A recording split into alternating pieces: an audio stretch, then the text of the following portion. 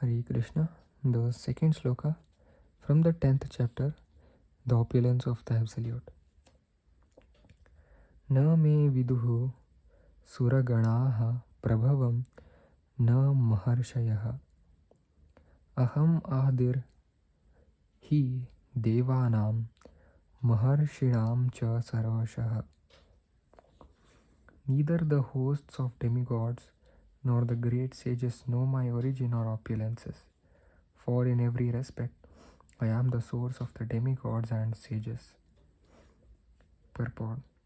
As stated in the Brahma Samhita, Lord Krishna is the Supreme Lord. No one is greater than him. He is the cause of all causes.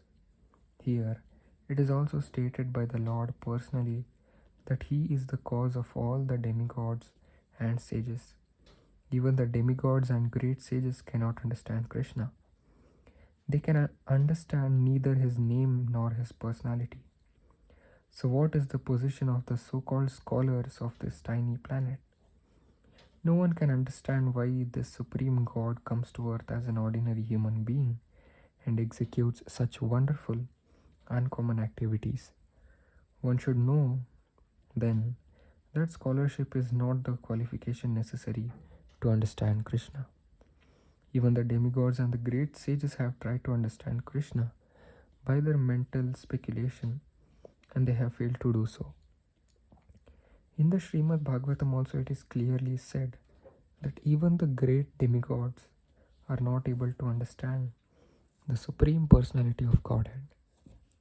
They can speculate to the limits of their imperfect senses and can reach the opposite conclusion of impersonalism, of something not manifested by the three qualities of material nature, or they can imagine something by mental speculation, but it is not possible to understand Krishna by such foolish speculation. Here, the Lord indirectly says that if anyone wants to know the absolute truth, here I am present as the Supreme Personality of Godhead. I am the Supreme. One should know this, although one cannot understand the inconceivable Lord who is personally present. He nonetheless exists. We can actually understand Krishna, who is eternal, full of bliss and knowledge, simply by studying his words. In Bhagavad Gitā and Srimad Bhagavatam, the conception of God as some ruling power or as the impersonal Brahman can be reached by persons who are in the inferior energy of the Lord. But the personality of Godhead cannot be conceived unless one is in the transcendental position. Because most men cannot understand Krishna in his actual situation, out of his causeless mercy, he descends to show favor to such speculators.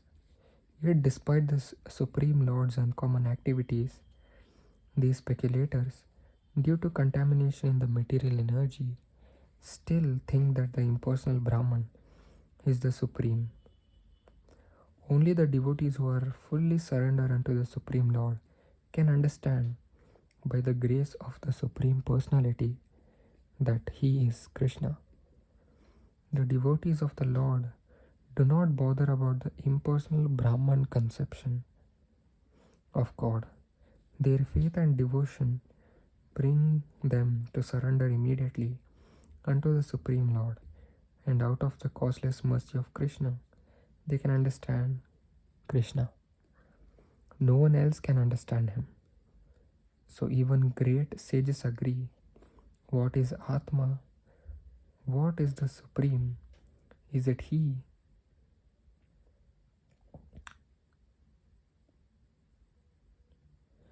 Is it he who we have to worship? I'll read the last line once again. So even great sages agree, what is Atma? What is the Supreme? Is it he whom we have to worship? Hare Krishna.